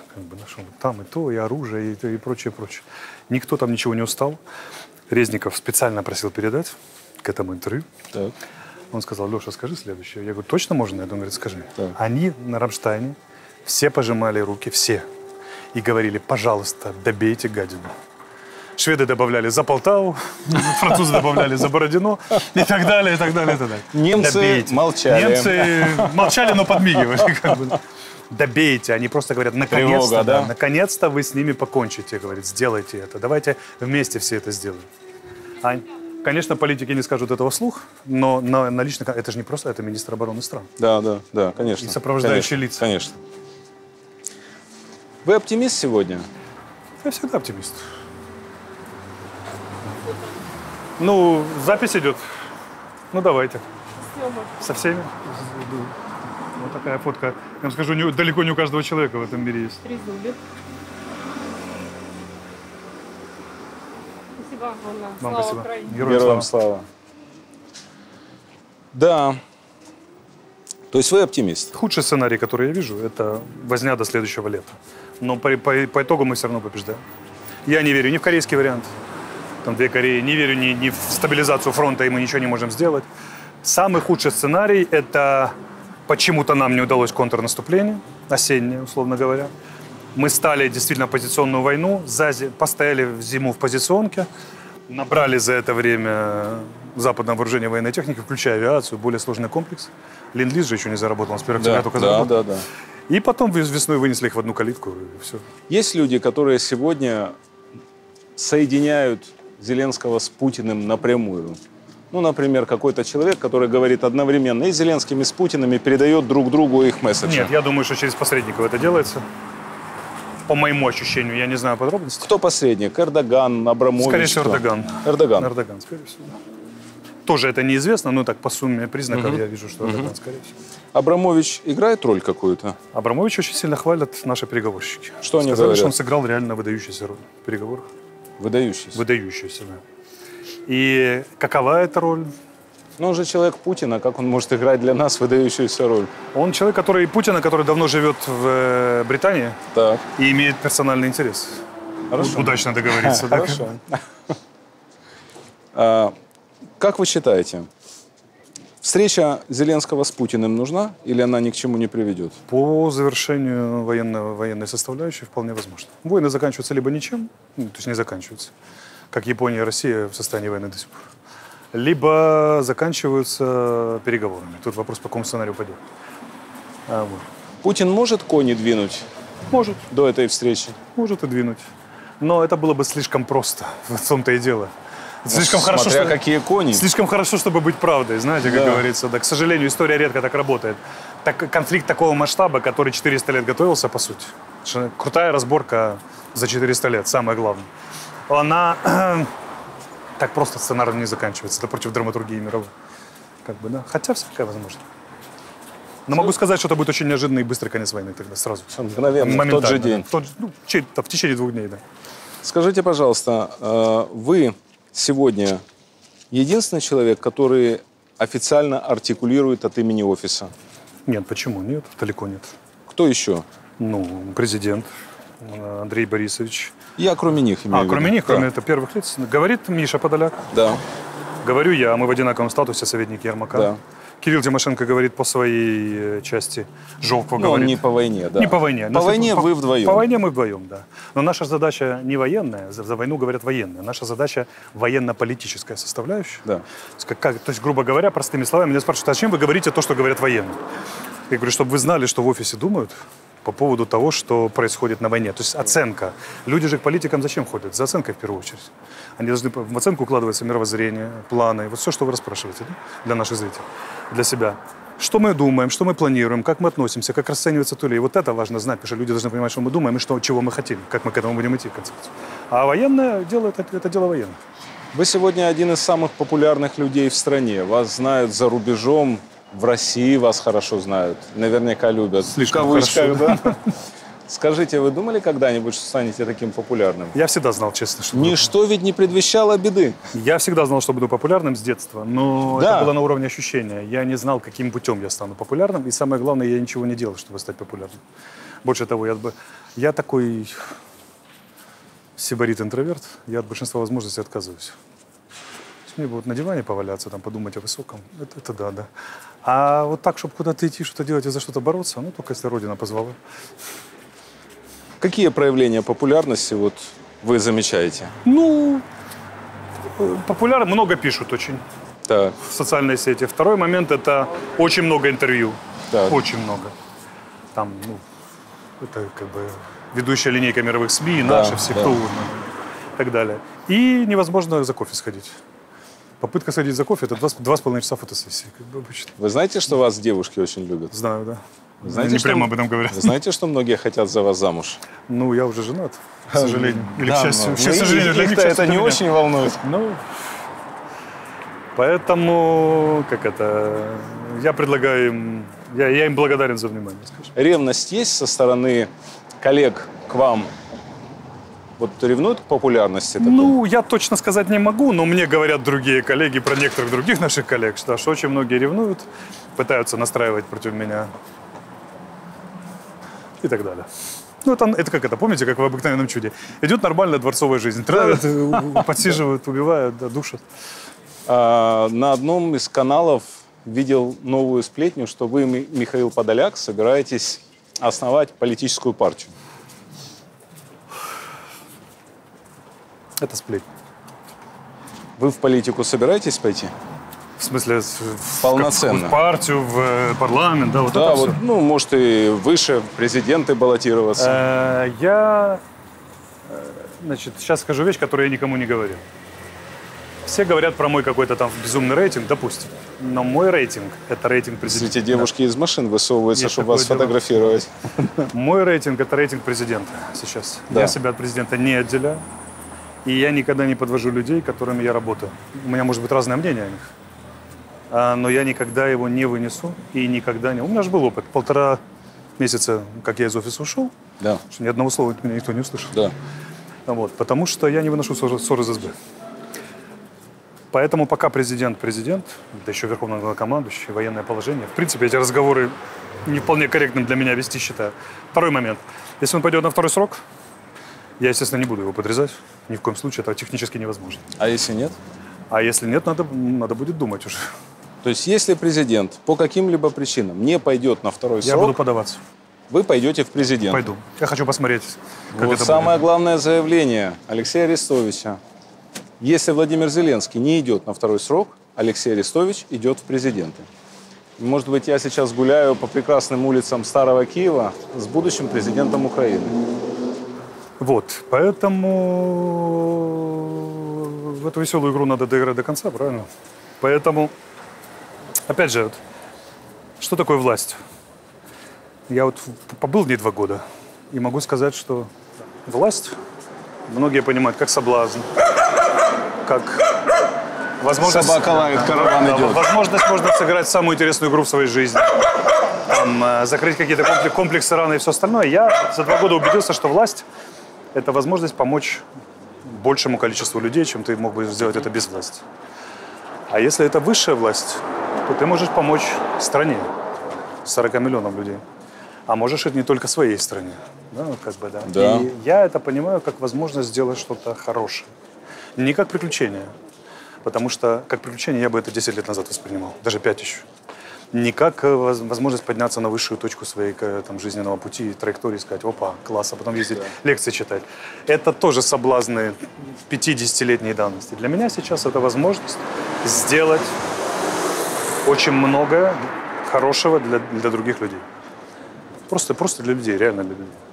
Поэтому я как эту возможность хочу использовать. Не как попытка монетизировать трейдинг, который ситуативным образом образовался. В чем-то ситуативно, в чем-то закономерно. А просто как возможность сделать очень многое для страны и для людей. Я вот долго думал, а зачем я так рано попал в эту историю? Как бы, да. А потом я понял. Я просто вижу, как это работает. То есть школа такая, знаете, обучение. Да. А во-вторых, я понимаю, где недоработки и что нужно было бы сделать. Вот. То есть, по сути, я сейчас быстрое ускоренное обучение прохожу. И в том или ином варианте это сработает, так или иначе. Скажите, пожалуйста, я вот точно знаю, что вы увлекаетесь психологией. Много-много лет. И точно знаю, что вы в ней очень хорошо разбираетесь. Почему вам нравится психология? Я начал это знакомство с театра «Черный квадрат». Да. С театра импровизации. Да. Чем импровизация характерна? Тем, что ты должен играть представление в момент его... Сочинять представление в момент его исполнения. Там же текста нет, ты должен внезапно сочинить. У тебя начинается такое интересное состояние сознания, в котором ты думаешь за актера, за режиссера и за зрителя одновременно. И за автора. И я начал задаваться вопросом, мне было 17 лет, откуда люди вообще берут материал для игры? Вот откуда он берется? Что из меня изнутри порождает сюжеты? Для этого пришлось лезть разбираться, как психика в принципе работает, человеческая душа. И я как-то поймался на этом и пошел. Меня интересует человек, феномен человека как такового, очень сильно, и человечество. То есть у меня природный, врожденный интерес к человеку. Вот. Меня глубоко интересуют люди. Понимаю во вас всех как своих никто. проявлениях. Да. Вот вы меня должны прекрасно понимать. Понимаю прекрасно. Вот. Причем все люди, не только, там, например, Василий Ливанов, но и дворник. И бомж, который бомж. лежит под забором, Мне да? крайне интересно, как это работает Конечно, в человеке. Да, конечно. всё. И я как бы много-много лет это профессионально изучал, продолжаю изучать. То есть у меня самообразование идет постоянно. Вам это помогает ведь, правда, в жизни? Я никогда не ставил целью, чтобы это помогло. Знаете, вот мне всегда говорили, а что ты так разбрасываешься? Ты военный, ты актер, ты там психологией увлекаешься, ты то все. Куда? Выбери что-то одно, ля-ля-ля. Я говорил, нет, подождите, оно все еще сработает когда-то. И вот оно, видите, хлоп, и сошлось. Смотрите, вот давайте вот выймем, простой эксперимент, выймем из всей этой истории про войну меня. Да. Вот не было Арестовича с самого начала. Представляете, что? Другая история. Абсолютно другая Ну, история. другая, конечно. А ведь это... Вы символ? Тут даже сочетание качеств. Кто-то Да. должен уметь рассказать про Да. войну, значит, должен не разбираться. Кто-то должен уметь говорить с массами, миллионами. Кто-то должен уложить спать Да, кто-то миллионы должен ложить людей. спать Да. и так далее. И поэтому вот оно все и сошлось. И 17 лет театра, и 28 лет в армии, и в психологии 30 лет и так далее. Вот оно в одну точку сошлось и сыграло роль, и продолжает играть еще. Чем вы объясняете то, что люди под вас так хорошо засыпают? Мне говорило много людей. Надо людей спросить, вон они сидят. Как бы, но я думаю, что Понимаете, я никогда не ставил себе задачу специально людей успокоить. Я не ставил себе такой цели просто. Я просто говорил то, что я думаю. А поскольку я всегда был спокоен, я реально спокоен. Да. Я говорю, ребята, не волнуйтесь. Да, первые 3 дня самые страшные. Сейчас отобьемся, победим. Вот здесь успех. Там сложно. Там, и мне часто любят говорить, что я убаюкиваю, там, не говорю все правды. Ну, это же глупости. Если внимательно проанализировать то, что я говорю очень много нелицеприятных вещей. Я первый сказал, что Мариуполь деблокировать невозможно. Я вам скажу, что очень многие боялись выйти и сказать. Да. Вот. Но тут идет просто вот Wi-Fi раздается, да, как бы такой Wi-Fi спокойствие. Люди реально успокаиваются. А вас вывести из себя возможно вообще? Возможно. Возможно? Да. То есть вы можете вспыхнуть? Но я выхожу контролируемо. Я уже на той стадии личного развития, когда если я бешусь, то я бешусь, потому что я понимаю, что я бешусь, и мне надо сейчас взбеситься. Героям слава. Скажите, вы родились в Киеве? Нет, я родился в Грузии, в Дедоплескаро. В Грузии? Да, видели Мимино? Да. Мой отец давал солдат на съемку фильма, а вот там, где 2 барана сталкиваются лбами, я за соседней горой родился. Вот так гору обойти, да. Потрясающе. В Киеве вы давно живете? Ну, мы жили 80-83, отец в академии учился, Так. и с 87-го. Ну, много, долго. Много, да. Скажите, вот мы сейчас идем по центру Киева. Тут прекраснейшие места. Ну, это ж Ярослав Вал, да. А что вы ощущаете, когда вот вы гуляете по Киеву? Вы знаете, на меня произвело чрезвычайное впечатление празднование 1500 лет Киева. Да, 82-й год. Да, я приехал сюда, и я вот помню эти мозаики, которые вот древних князей. Еще ж фильмы тогда выпускали, Русь изначально, Да, мультики да, всякие. да. И на меня вот этот источник, Древняя Русь, оказал тогда просто неизгладимое впечатление. Откуда концепция Руси и Украины, которая просто неизгладимое впечатление, потому что я почувствовал, что это существенная часть нашей идентификации, людей, живущих здесь. Я сразу понимал, что у меня мама россиянка, я понимал уже тогда, когда об этом речи не шло, 5-летним ребенком, насколько мы разные люди, просто разные народы, разные живущие. И Киев же был русскоязычный тогда, да, насквозь, но было такой какой-то специфический доворот, когда я понимал, что реально от этого источника растут люди, которые живут здесь, а там это такая боковая версия в лучшем случае, если не назвать ее сейчас уродливым искажением первичной идеи, такой, что таракобы выпахали. И я физически ощутил это на Золотых воротах, вот здесь, там и так далее. Даже Золотые ворота восстановили, мимо которых мы будем идти. Да. Я просто вот ощутил, просто ощутил такую коренную связь. Вот знаете, когда мы связаны с источником. И я понял, Андреевский спуск, Андреевский спуск. Отреставрируем. Ну, ты идешь по вот этим вот весам. Вот Десятинная церковь здесь была и так далее, и так далее. Да. И вот это ощущение тысячелетия истории, вот, которая вот непрерывно связана, как ее не пытались рвать, комкать, переносить в Владимир Суздальский и так далее, приписывать Петербургу. Не работает. Оно не работает, потому что это здесь дано на уровне ощущений. И я иду здесь не потому, что город, вот, в котором я много лет прожил, а потому что я с каждым шагом ощущаю вот эту связь. То есть я иду там, где ходил Ярослав Мудрый. Мы с вами сейчас идем, да? Владимир Мономах и так далее, и так далее. И я чувствую обязанность перед ними, долг, как бы, да? Вот у меня ж не я ее придумал, но как это? Я придумал. Что, как это, испортил Прокопович, что вернет арестующих.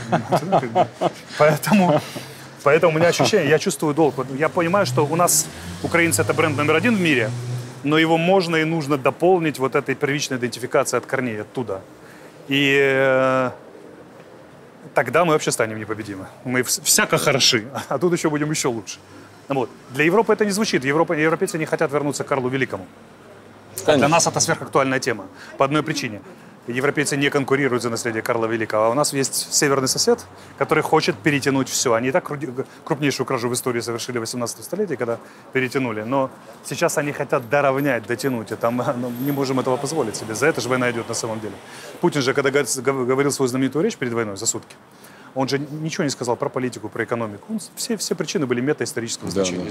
Да. 2 человека всерьез это воспринимают. Я и Путин, как бы, да? Насколько я знаю. И поэтому мы должны это все вернуть, забрать. И это здесь физически ощущается. Я с Баумейстером на эту тему говорил с Андреем. Говорю, вы же немец. 90-е, голодные годы, физические выживания. Что там философы получали? Да. Почему вы не уехали? Он стажировался 2 года в Мюнхенском университете, блестяще знает немецкий, его там как своего принимают, право на репатриацию. Почему не уехали тогда? Он говорит, я вдохновляюсь только в Киеве. Вот я вот живу. Да, это божественный город. Только в Киеве, да. Это особое место. Видите горы Сии? Да, да. Это оно и есть. Поэтому Вы знаете, Даже вопрос не стоит. вы сейчас сказали о золотых воротах. То есть, кроме того, что вы ясновидящий, вы еще читаете мысли. Потому что наше интервью я хочу закончить у золотых ворот.